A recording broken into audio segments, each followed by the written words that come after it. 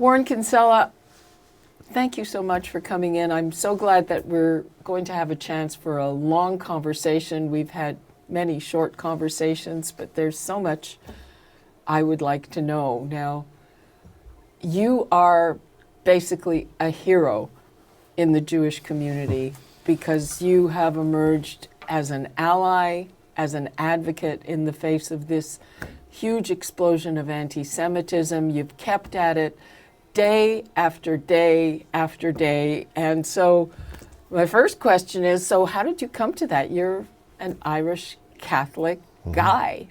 And a Zionist. It was how my parents raised my brothers and I. I grew up in Montreal in a Jewish neighborhood, so my friends were Jewish. It was just normal. It was our life. Which neighborhood? Near Snowdon. Oh, so me near too. Snowdon Deli, yeah. So it's where my parents had their first date, is Snowdon Deli. And so it was just part of our life. It's how my parents raised us. And of course, I've been taught about the Holocaust and anti-Semitism and all the terrible parts of human history. But I may not look like it now, but I was in the punk scene in Calgary in high school. I had my own record label and a band, and I put on shows. And there was one show we did at the University of Calgary. We were opening for this well-known British punk band called 999. So it was like a big deal for us. We were pretty excited. So we played our set, and then we climbed down off the stage and got into the crowd with our buddies.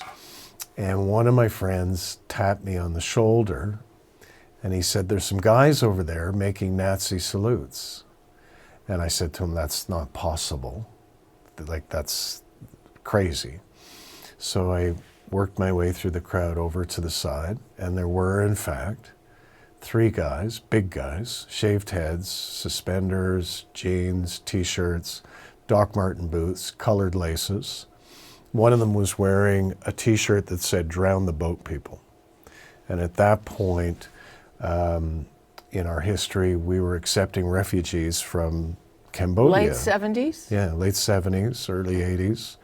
And so I went up to the guy in the T-shirt, and so I won't use his language, but I said, "You should stop." And he said, "F you, Jew." And I said, "You should stop." And he said, "F you, Jew." I said, "I'm not a Jew. I'm Irish and I'm Catholic, and you should stop." So he took a swing at me. So a fight started. And my buddies were with me, so we beat them. So they retreated, licking their wounds. And so we went back to enjoying the show. And after the show, we came out through the doors, and these guys, these skinheads, were sitting on the stairs. And the guy in the T-shirt pointed at me. He said, "We'll be back." And so what I discovered in the intervening years as a citizen, as a lawyer, as a political advisor, is they never really went away. They diminish somewhat at different times, but then they usually come back. And what was extraordinary was October 7th, 2023, when they came roaring back on that day, on the day when the world should have been sympathetic towards the obvious victims of that day, which is the people of Israel, citizens, just citizens, civilians. And it was an explosion of anti-Semitism that hasn't subsided since. When you say they, who do you mean? Obviously, it's more than skinheads. They become organized, they become well-funded, they have become bolder, and they become much more effective than what I experienced so many years ago, with a group of skinheads. The they, in this case, I liken them to a political campaign because my background, I run political campaigns. I worked for Prime Minister Chrétien, ran his war rooms, and I know a campaign when I see it. When it has money, and when it has organization, it has people, it has leadership, it has messages, it has strategy. And this campaign against Israel and the West has that in abundance. So that if you use that metaphor of a political campaign, the campaign manager is Iran. The banker is Qatar and various NGOs and nonprofits and charities here in the West. The rank and file are young people, principally Gen Z, so from about the ages of 18 to 24, or millennials from about the age of 25 to 39. Those are the two demographics with which this campaign has been most successful, who have bought into this false notion that Israel is an apartheid, fascist, white supremacist state. And that's when I became even more active with the book that I've written, with the documentary that we're finishing, and then with this group I've got called Facts Matter to fight anti-Semitism, to push back, because I know how to do that. I know how to run a campaign. So I decided I'm not going to wait for somebody else to do it. I'm going to do this. What made you do it to such an extent, let's say? I've had Holocaust survivors come up to me, I'll speak at a synagogue or something, and they'll ask me that.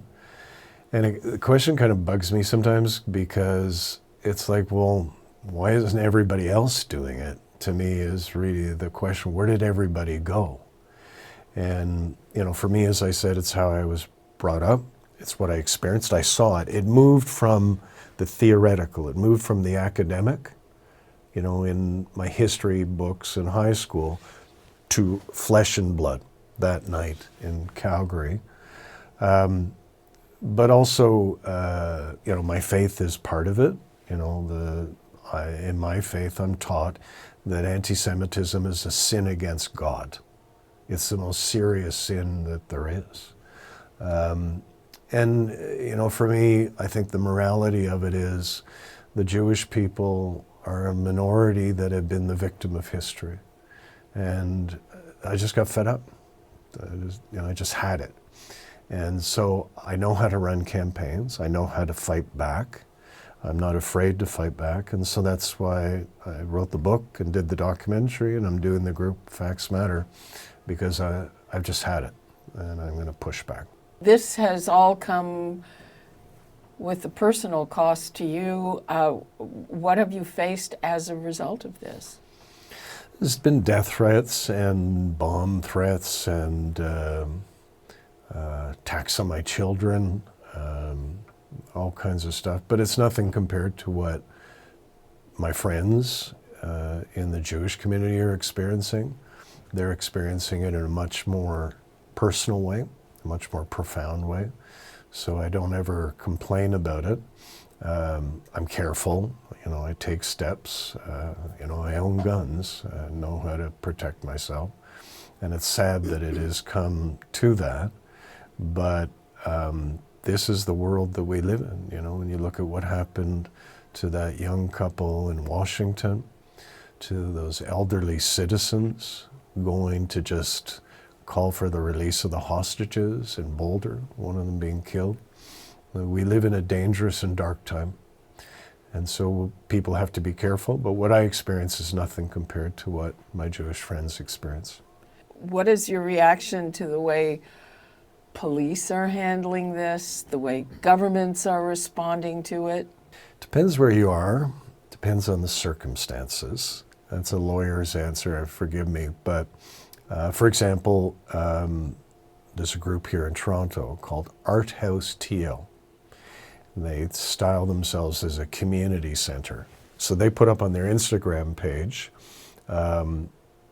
a graphic of an IDF soldier's helmet with a skull within it and a bullet hole with blood coming out of it. And the caption they put on it was "Death to the IDF," which is what Bob Vylan, a rap group in Britain, had said at Glastonbury just a few days before.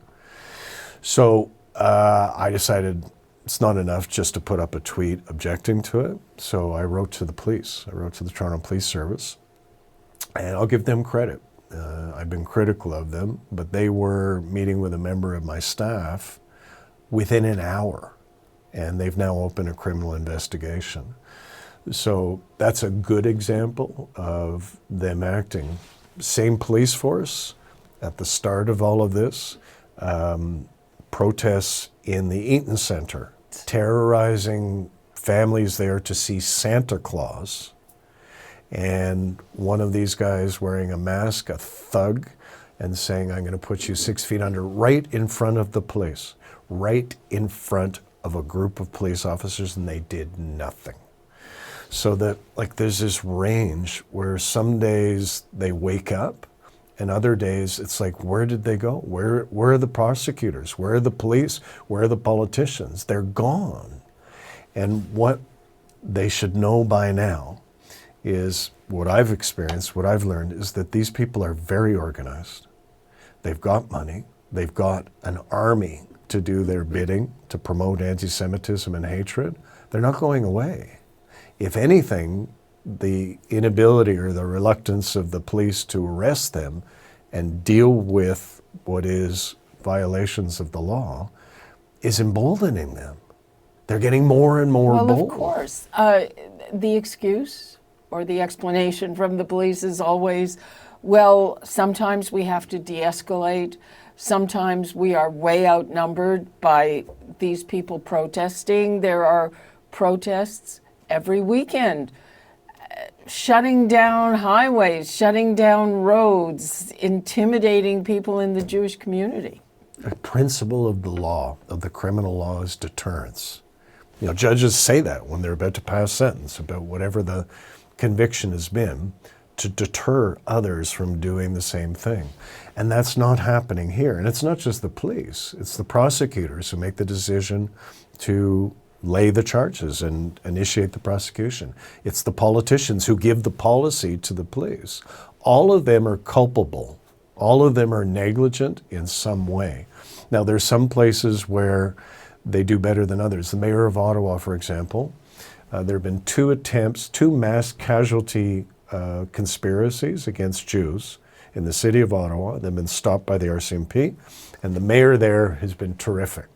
You know, unlike in Toronto, where Olivia Chow refuses to attend the simple lifting of the Israeli flag, which is the tradition here on one day, the bureaucrats in Ottawa said, oh, we don't want to show it. He said, no, we're going to have that event. I'm going to show up. So there is some leadership. She is not a friend of the Jewish community. I mean, at the beginning, we kind of assumed, well, her supporters, her fellow travelers are very anti-Israel, as the unions, Fred Hahn.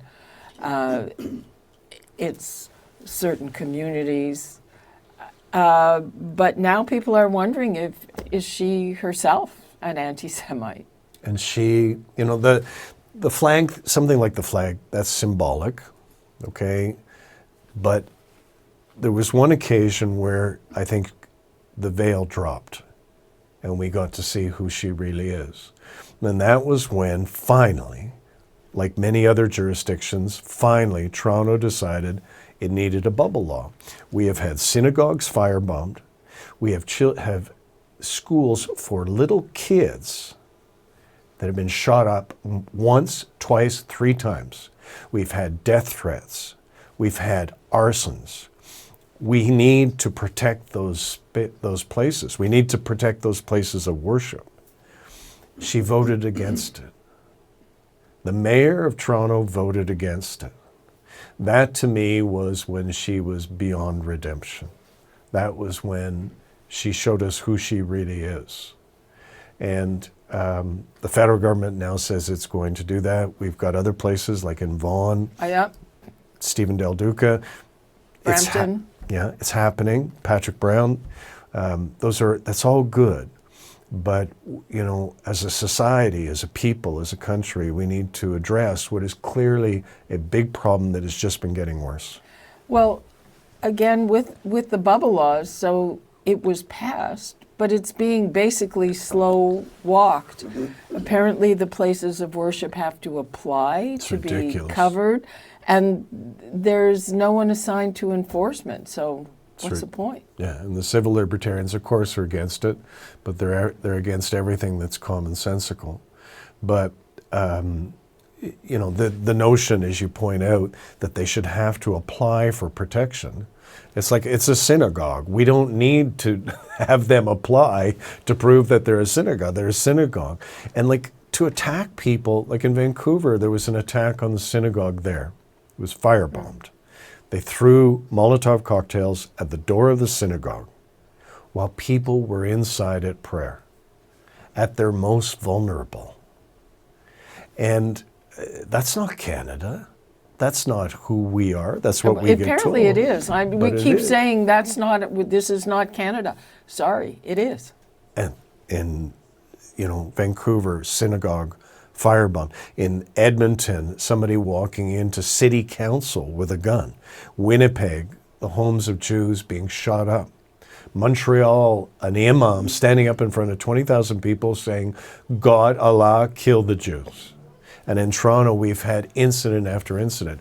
We have a big problem. And that's why what I do and what I encourage everybody to do is don't relent. I understand it's depressing, but don't give up. We have to keep pushing, the police and the prosecutors and the politicians. We have to keep pushing. For a lot of us, it seems the government is on side with this. I mean, in terms of the Liberals, and I know you used to be a Liberal, I'm not sure where you're at exactly right now. I have no home. You have no home right now, but they are just pandering to some immigrant communities that come from places where anti-Semitism is endemic. Mm-hmm. So it's a political calculus. I don't know, the new foreign minister, Anita Anand, she's very anti-Israel as far as I can see. Mm. I think some of them, I don't know if it's all of them, made a crass, cynical calculation. They said, okay, we've got 400,000 Jews in this country, and we've got 4 times as many Muslims. And we're going to do it this way. So that, whenever there was an example of anti-Semitic crime, they deplore that, but then they deplore Islamophobia as well. In the same breath, like you couldn't say anything against an incident of anti-Semitism without saying something against Islamophobia. And believe me, I'm not in favor of Islamophobia, but the scales are very imbalanced. And because I'm out there, with my book, with the documentary, and with this group that I lead, I hear from Muslims. I hear from Muslims all the time. And what they say to me is, Warren, we object to what is happening to the Jewish people, but we object to it because it's destroying the reputation of our faith. And then I say to them, well, why don't you speak up? And they say, you don't understand what will happen to us if we speak up. They'll kill us. They will kill us or our families. So there is real fear. Who's they? There is a constituency now that's active here, as it is throughout Western democracy. And, they're funded by this alphabet soup of charities and NGOs and nonprofits, like Do you have Samadown. names? Samadown, for example. Samadown is based in Vancouver. Semidoun, yeah. And they are now designated as a terrorist entity. But they openly promoted Hamas in particular, and Hezbollah as well, for years. For years. Their leader, Charlotte Cates, stood on the stairs of the Vancouver Art Gallery the day after October 7th, where 1,200 innocent men, women, children, and babies were slaughtered, and Israeli women and girls sexually violated, thousands wounded, just a terrible day, and she paid tribute to it. For months afterwards, the Canadian government, the federal government, the Trudeau government, which had given her non-profit status, you get all kinds of tax benefits from that and so on, they let her continue to operate. She traveled to Iran to receive an award, a human rights award, from the #1 violator of human rights in the world. It's absurd. Canada is now considered to have one of the worst anti-Semitism problems in the world. The worst in the United States, followed by Europe, and third is Canada. Canada, statistically, numerically, if you look at crime, you look at anti-Semitic incidents, from vandalism to threats to so on, we're in the top 3 for being the worst. But where else is there? I mean, you're talking about most of the world. Yeah. That's not part of the Muslim world. No, in the West. But even in the Muslim world, some of these things are not permitted. In Germany and France, you're not allowed to stand up and promote Hamas. In Britain now, if you promote Palestine Action, as Roger Waters did, a member of Pink Floyd, he's now facing prosecution for that. Like, we have laws we don't, people say to me all the time, we need a new law. I said, no, we don't. We don't. We have Section 319 of the Criminal Code, willfully promoting hatred against an identifiable group, in this case Jews. We have Section 320, willfully promoting genocide against an identifiable group. We have laws in place to deal with the problem we've got.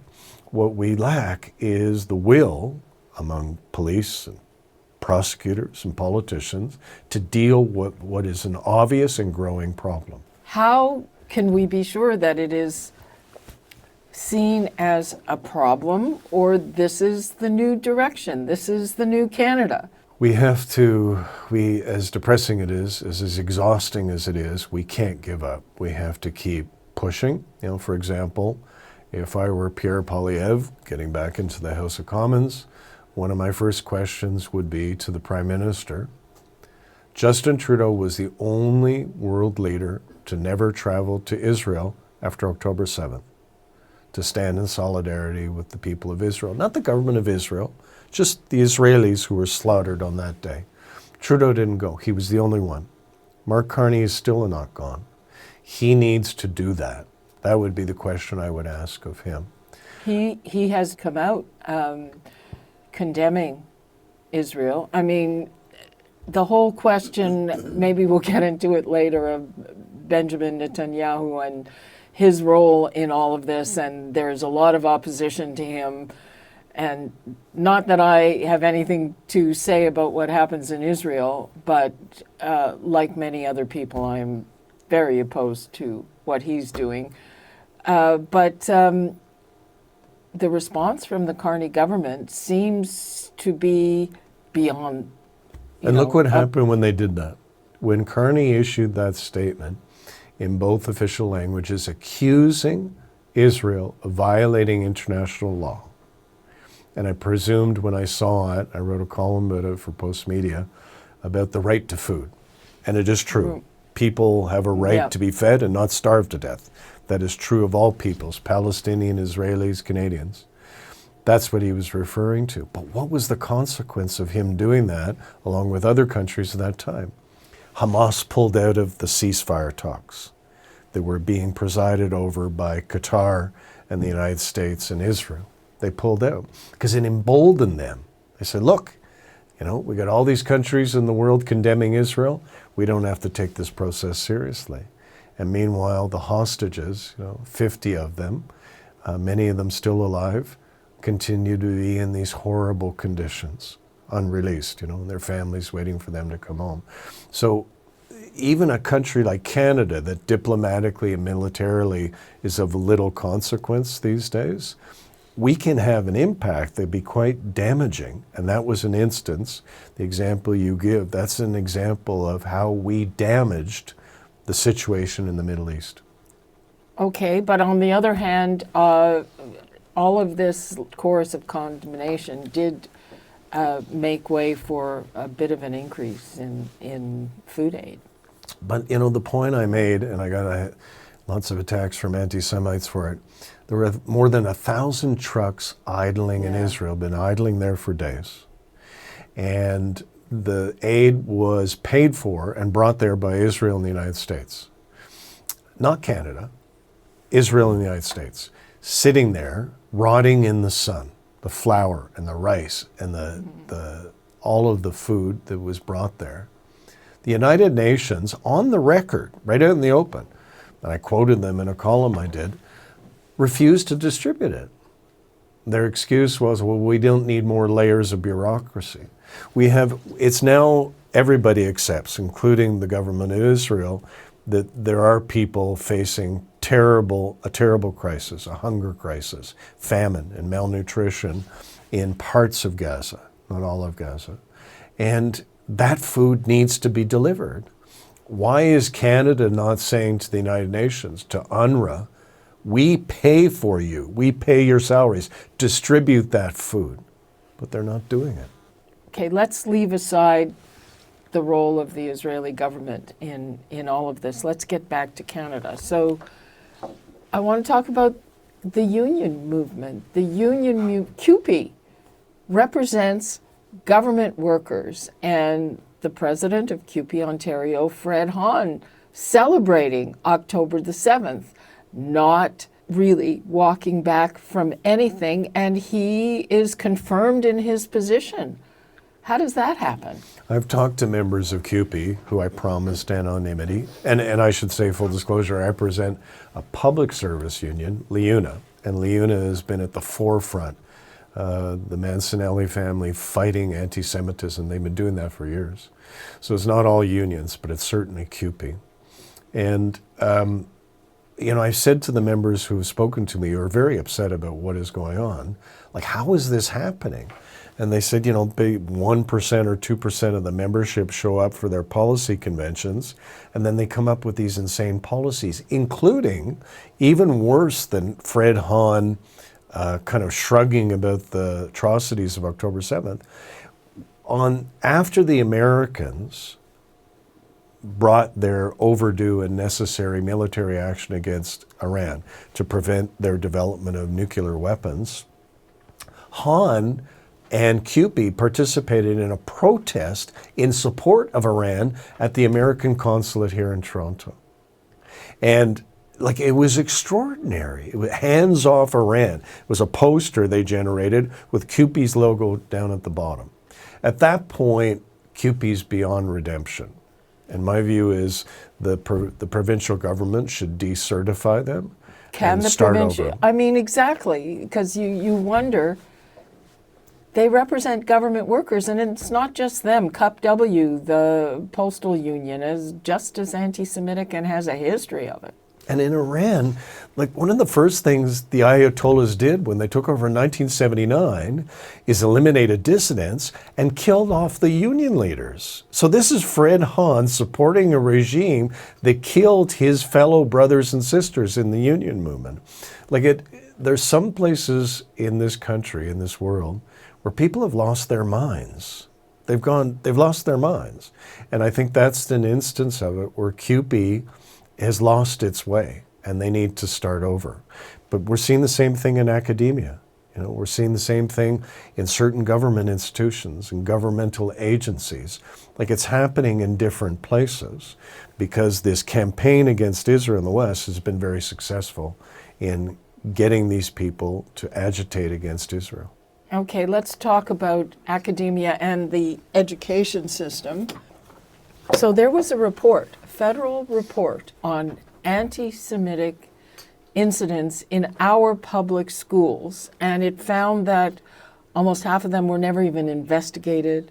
Perpetrators were not punished because they come from disadvantaged groups and have intergenerational trauma, so you can assault a Jewish student and there's no problem. A lot of this came from teachers. And we have heard from Ontario's education minister, but not a peeps from the premier, not a peeps from the prime minister, and certainly nothing from Olivia Chow. The children being spat on, Jewish kids being spat on, being beaten up, being threatened, being told Hitler should have finished the job. Hitler was right. Being forced to stand there while their schoolmates make Nazi salutes. These are some of the things that have been happening. That report was commissioned by the special envoy, who now has retired, for the federal government. Pushed out. She confessed that she was just exhausted by getting no support. And so she came in and reviewed this provincial problem. And the biggest problem was in TDSB, followed by the Ottawa public school system. The Catholic school boards, it was interesting, were way down the list. They had a problem, but nowhere as bad as the Toronto District School Board. So giving credit, as I try to do where credit is due, I spoke to Paul Calandra, who's the minister responsible. I said, this is completely unacceptable. He agreed. And he said, at that point, the TDSB was under receivership for all kinds of financial wrongdoing and hanky-panky. He said, we're going to deal with this. So he's issued a statement that's pretty clear, saying that the provincial government is going to go after this. They've said that kind of thing before. I hope they mean it this time. Moving right along to academe, to universities, I mean, the mindset in universities, that's been a long time coming, this, I don't know, I'm not sure I like the words woke ideology, but the woke ideology, the lack of a diversity of opinion, the way that DEI is implemented leads to anti-Semitism. And what we saw happening on campuses during the last summer, I mean, it was incredible, where you could not enter the university campus unless you pledged your support to the students, the anti-Israel students who were encamped there. And they've been sucked in. Like at the University of Toronto encampment, I walked around it with a camera crew for our documentary. And what's interesting is these kids followed. They were wearing their keffiyeh masks. They didn't say anything. They listened to me. So I took advantage of it. And I said, you see this red triangle? The red triangle means I am going to kill you. It was devised by Hamas for its videos. They would superimpose it on the image of an IDF soldier. They'd superimpose it on the image of an Israeli.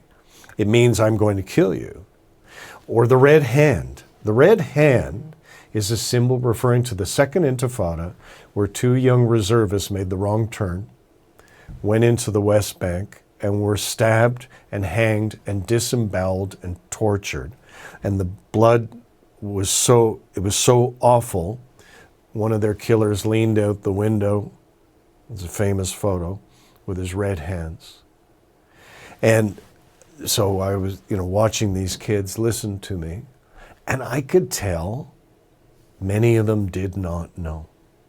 Of course not. They know just nothing. bought into this lie. And, I've seen it before with those skinheads that I talked about at the start. It always starts slowly, and they become radicalized. That's what that word means. It's to take somebody and to move them to a radical position. And it's happening now in the streets, it's happening now in the media, but principally it's happening with this. This is the way in which, Gen Z and millennials receive information about the world and history, and they're being taught lies. And it's been a very effective campaign, to the point where now they believe, these kids believe, if you talk to them, and I have, they don't believe that they're being anti-Semitic. They believe that they are opposing a racist apartheid state like South Africa. They believe they're opposing racism. And I'd say to them, have you been to Israel? Do you know how racially diverse Israel is? It's like the United Nations. There's vibrant gay communities, and there's blacks serving in the IDF. And there are young women who are in positions of authority much more significant than Canadian society. Did you know that? Oh, it's not true.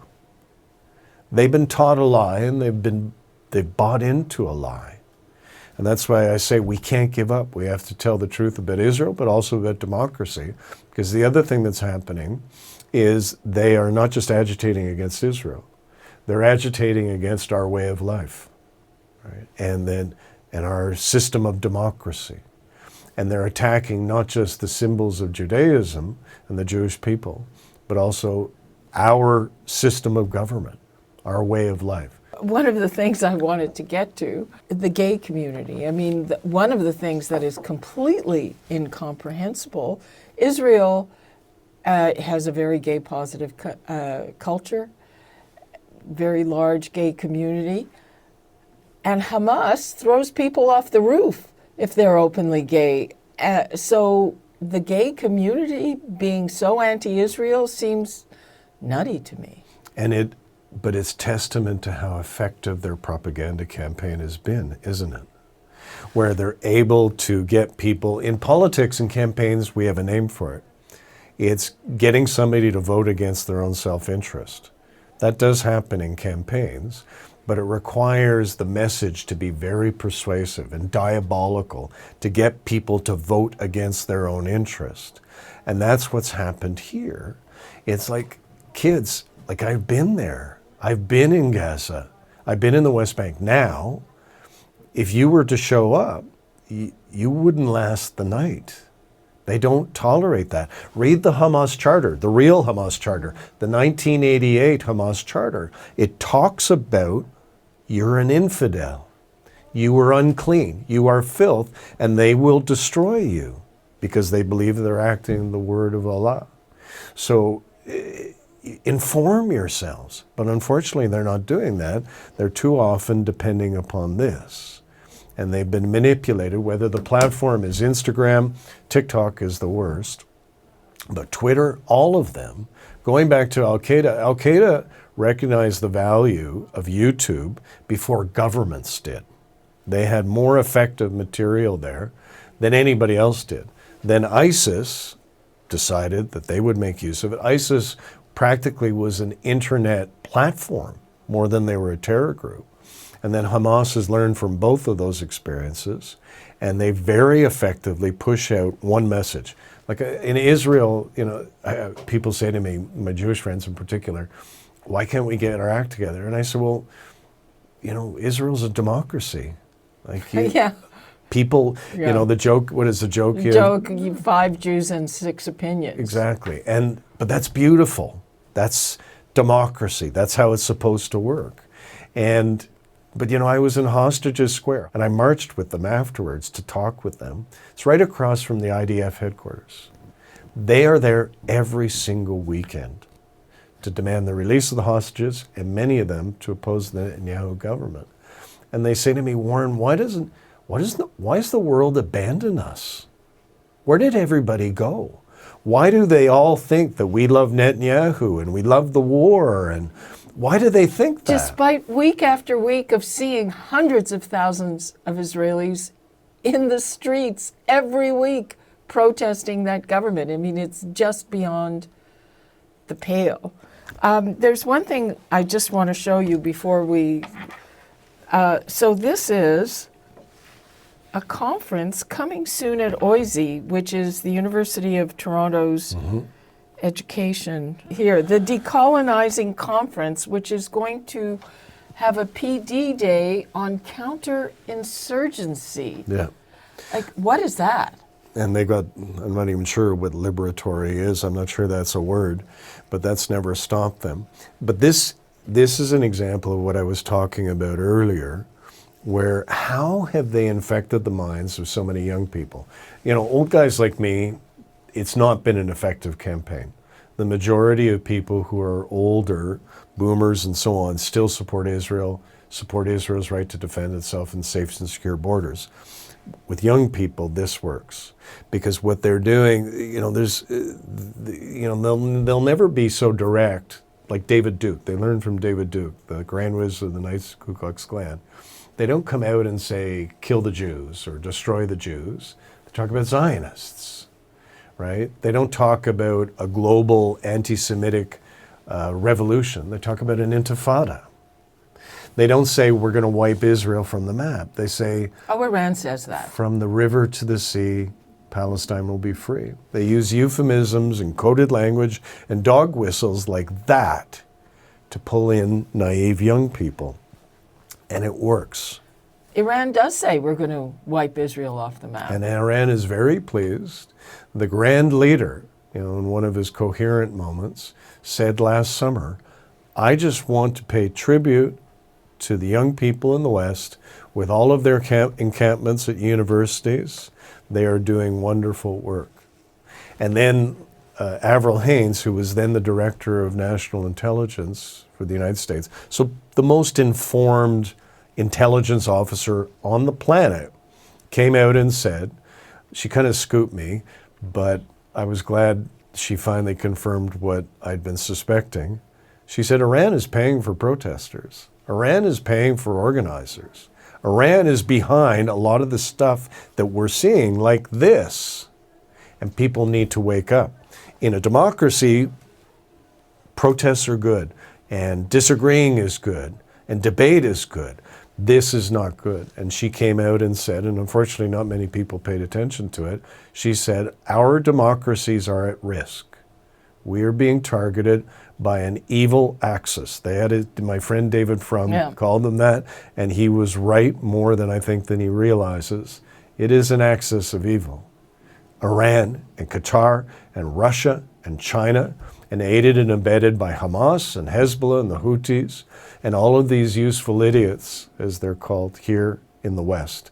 They're coming for us, and we need to wake up before it's too late. You talk about young people and how many young people believe this stuff. I mean, sometimes I wonder, is there a future for Jews here? Is it time to leave? You know, my parents were Holocaust survivors, and when I was growing up, one of the questions among my peers who were Jewish kids, children of Holocaust survivors, about what happened in Europe was, how could they not know? How could they not know that it was time to leave and they had to get out to save themselves? And now I kind of think, well, I think I understand how they didn't know, because a lot of us look around here and they say, well, I still have a pretty nice life here. I struggle with this one, and I'm sure you do too, because I've got friends, like when I was in Israel, so we were shooting our documentary, we're still fundraising to finish it, and I'm on the streets in Tel Aviv, and a woman comes up to me, Warren Kinsella, and it's like, somebody here knows who I am. She was Canadian, she was from Toronto. She went to Humber, she encountered anti-Semitism there, couldn't take it anymore, and made Aliyah, went to Israel. Another young woman from Vermont, same thing. So, I understand emotionally doing that. I understand the need some people feel to do that. But it's vacating the battlefield to the bad guys. It's what they want.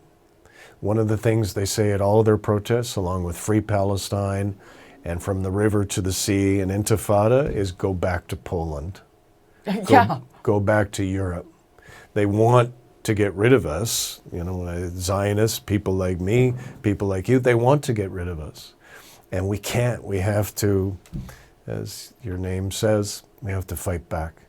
And it's depressing and hard and frustrating, but we have to fight back. The final thing is the impact on the rest of society. I mean, there seems to be a general lawlessness here. We have people, repeat offenders, being released on bail multiple times, gun offenses, going out and committing very serious offenses again and just getting released on bail again. We have organized crime using young people who have basically no consequences. So what's your view of the relationship of those two things? It is a problem. We learned about a young man who was convicted of saying he wanted to go out and kill as many Jews as possible. Yeah. And he was given 60 days home arrest as his sentence. That is not acceptable. That is not right.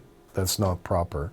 So we, as citizens, as voters, like the one thing I've learned about campaigns, one thing I know about politics, as Brian Mulroney used to say, nothing focuses the mind better than a good hanging in the morning. Like politicians, like we've just gone through an election year provincially and federally in this province. Other provinces are getting ready to have elections. Go to those all candidates meetings. Fill out those questionnaires. Demand, what is your answer? I am a Jew. What are you going to do to protect my people? My synagogue was firebombed. My kid's school was shut up. What are you going to do? We're not going to let it go. We're not going to let it go. We're going to keep hounding you. And that's something that politicians pay attention to.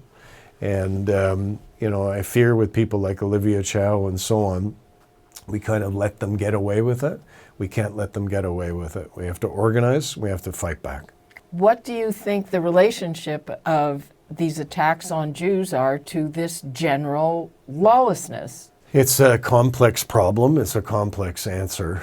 It involves judges, it involves prosecutors, it involves police. It involves the fact that, our judicial system is not properly funded. I'm sympathetic with judges sometimes because I know what happens. I've been a cop reporter. I've appeared in court.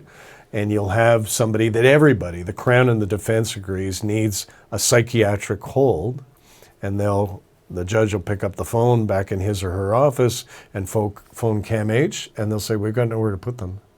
We can't take them. And so they're let go. So, we as citizens have a role to play too, to say we need you guys to reorder your resources, maybe spend a little less money on batteries for electric vehicles that nobody's driving anymore, and spend it on a properly funded judicial system. It is a complex and frustrating problem, but that's one that, needs to be addressed and needs to be addressed soon. What do you do next, to try to win this battle? Because right now, we're not winning. What I want to show, as I sit here with my star, David, one of my friends gave it to me, is tell the truth. The group I lead is called Facts Matter. To tell the truth about Israel, tell the truth about what is going on. There's nothing that can defeat these bad people, because they are bad, more effectively than telling the truth about Israel and about democracy and what is really going on. So whether it's the famine now or the casualty count or whatever it is, present people with facts so they can make their minds up. There is a minority we're never going to reach. They are hateful, marginal people. They are the fringe. But the majority are looking for information. And I'll say this candidly. Israel, and I love Israel and I love Israelis, Israel is really bad at telling its own story. So Israel needs to step up its game. And then its allies, and Canada used to be one, need to say, we ally ourselves with the Jewish state. These are our friends. These are people we believe in. We're with them. And we need governments to do that. And we need to do them before it's too late. Okay. Warren Kinsella, thanks so much. Thank you.